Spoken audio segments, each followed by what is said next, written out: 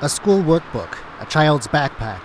These are among the objects on display at a memorial for the girls killed in a U.S.-Israeli strike on a primary school in Iran on Saturday. The country says over 160 people died in the attack. Israel says it's investigating. Here at Tehran University, people are gathering to mourn. Those who truly want to know what's happening in Iran can come and see where they have struck. See where they hit residential areas, schools, or hospitals. Of course they have hit military targets. That's the basis of the war they started. But they didn't only hit military targets. But the war in the Middle East, now in day 6, isn't just grinding on. It's spreading. The Pentagon says this footage shows the moment a U.S. submarine sank an Iranian warship off southern Sri Lanka.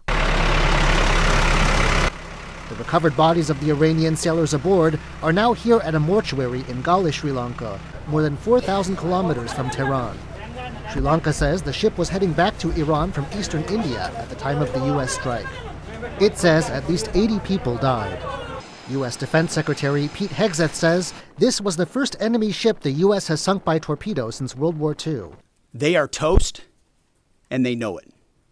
Or at least, soon enough, they will know it. The war is also spilling further into Israel's northern neighbor, Lebanon, home to Iranian proxy Hezbollah. Israeli strikes in places including here in the capital Beirut left widespread destruction Wednesday. Israel released this footage of what it says are its troops deployed in Lebanon's south. Israel has occupied 5 locations here since 2024, but now more troops are coming in and taking towns. It's warning civilians to evacuate around 8% of Lebanese territory. Even by Tuesday, the UN had estimated there were 30,000 displaced people in Lebanon.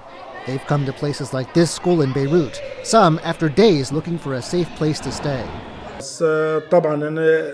But of course, we say thank God we're not on the street, even though we're still missing necessities and things like mattresses and stuff like that.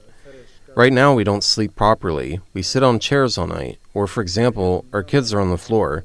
I brought a few blankets so they can sleep on the floor, and that's basically it. And in the U.S., involvement in this war has been politically fraught from the start. But on Wednesday, a Senate resolution to require congressional approval for any more attacks on Iran failed to pass. The legislation will go to a vote in the House of Representatives on Thursday. But House Speaker Mike Johnson says halting U.S. military action would empower U.S. enemies. And he says this isn't really a war.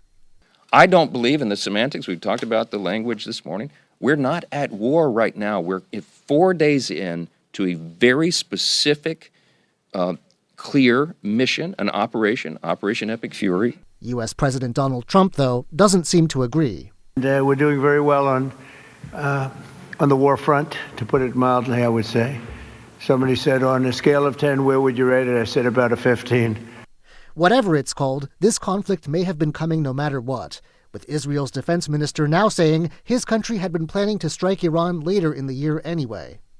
But now that it's begun, there's no end in sight, even amid reports Iranian ballistic missile launches have dropped sharply.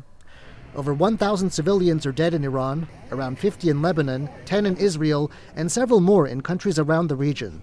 And as this overnight blast in Beirut shows, the dawning of Day 6 promises more destruction. Howard Chang and John Van Trieste for TaiwanPlus.